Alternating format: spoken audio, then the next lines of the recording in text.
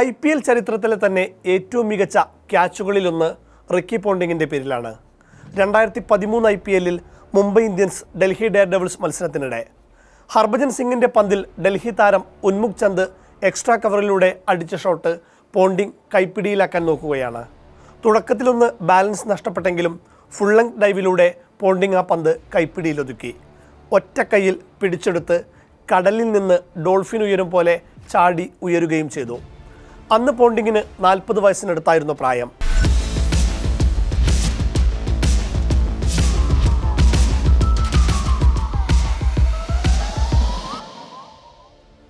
വർഷം 2026. 13 വർഷങ്ങൾക്കിപ്പുറം പോണ്ടിങ് പഞ്ചാബിൻ്റെ പരിശീലകനാണ്. ആയ കാലത്ത് പോണ്ടിങ് ഫീൽഡിൽ കാണിച്ചതിൻ്റെ 10-1 കമ്മിറ്റ്മെൻറ്റ് പഞ്ചാബിലെ പിള്ളേർ ഇപ്പോൾ കാണിച്ചിരുന്നെങ്കിൽ പഞ്ചാബ് എപ്പോഴേ പ്ലേ ഓഫ് ഉറപ്പിച്ചേനെ.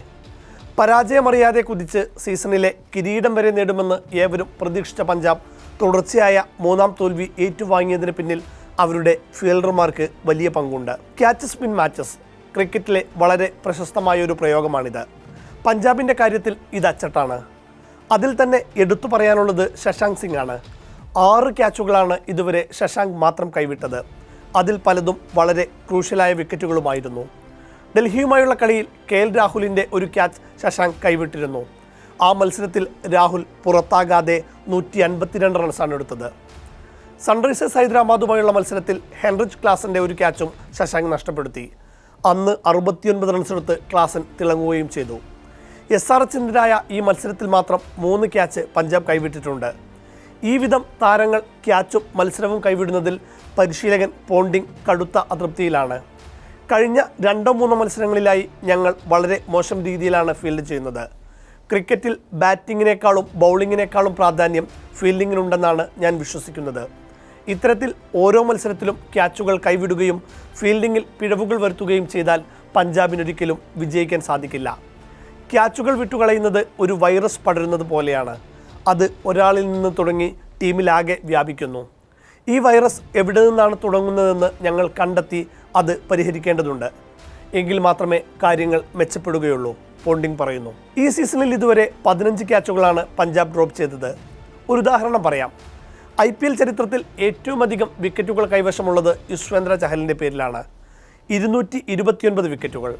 സീസണിൽ ഇത്തവണ 16 തവണ ചഹൽ ക്യാച്ചിലൂടെ വിക്കറ്റ് എടുക്കാനുള്ള അവസരം ഫീൽഡർമാർക്ക് ഒരുക്കിയിട്ടുണ്ട്. എന്നാൽ 8 എണ്ണം ഫീൽഡർമാർ കൈവിട്ടു.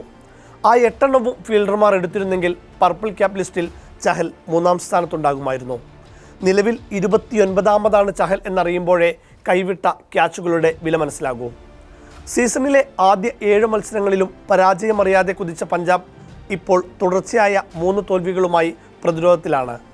ഫീൽഡിങ്ങിലെ പിഴവുകൾ ആവർത്തിച്ചാൽ ഒരുപക്ഷെ ടീമിൻ്റെ പ്ലേ ഓഫ് സാധ്യത തന്നെ തുലാസിലാകും.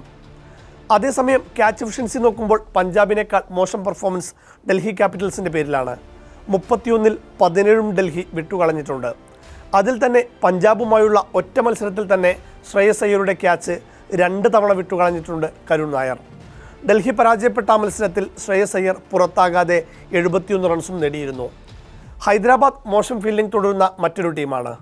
42-ൽ 15 ക്യാച്ചും SRH വിട്ടുകളഞ്ഞിട്ടുണ്ട്. ചെന്നൈയാണ് അടുത്തത്. ആകെ 49 അവസരത്തിൽ 15 എണ്ണം CSKയും ഡ്രോപ്പ് ചെയ്തു. ശശാങ്ക് കഴിഞ്ഞാൽ ഈ IPLലെ ഏറ്റവും മോശം ഫീൽഡർ ചെന്നൈയുടെ ശിവൻ ദുബെയാണ്. അതിപ്പോൾ ചെന്നൈയിലായാലും ഇന്ത്യൻ ടീമിലായാലും ദുബെ ഫീൽഡിങ്ങിൽ വൻ അബദ്ധമാണെന്ന് നമുക്കറിയാം. ക്യാച്ച് എടുക്കുന്നതിൽ മാത്രമല്ല, നല്ലൊരു ഫീൽഡിംഗ് ശ്രമം പോലും ദുബൈയിൽ നിന്നുണ്ടാകാറില്ല. അതിവേഗത്തിലുള്ള റണ്ണപ്പോ നല്ലൊരു ത്രോയോ പോലും ദുബെ ചെയ്യുന്നത് നമ്മൾ കാണാറുമില്ല. ഇത്തവണ ഇതുവരെ 4 ക്യാച്ച് ദുബെ മാത്രം ഡ്രോപ്പ് ചെയ്തിട്ടുണ്ട്. അതുകൊണ്ട് തന്നെ ഡൽഹിയുമായുള്ള അവസാന മത്സരത്തിൽ ചെന്നൈ ദുബൈയെയും ഡ്രോപ്പ് ചെയ്തു. അന്ന് ഫീൽഡിങ്ങിന് ഇറക്കാതെ ഇമ്പാക്ട് സബ്ബായാണ് ദുബൈ കളിച്ചത്. എന്നാൽ കൊൽക്കത്ത നൈറ്റ് റൈഡേഴ്സാണ് ക്യാച്ച് എടുക്കുന്നതിൽ മിടുക്കന്മാർ. 43-ൽ 39ഉം KKR കൈപ്പിടിയിൽ ഒതുക്കിയിട്ടുണ്ട്. 4 ക്യാച്ച് മാത്രമാണ് ഡ്രോപ്പ് ചെയ്തത്. 90.70 കൊൽക്കത്തയുടെ ക്യാച്ച് എഫിഷ്യൻസി. 86.96% എഫിഷ്യൻസിയുമായി രാജസ്ഥാൻ റോയൽസ് 2ാമതും 86.27% ക്യാച്ച് എഫിഷ്യൻസിയുമായി റോയൽ ചലഞ്ചേഴ്സ് ബാംഗ്ലൂർ 3ാം സ്ഥാനത്തുമുണ്ട്.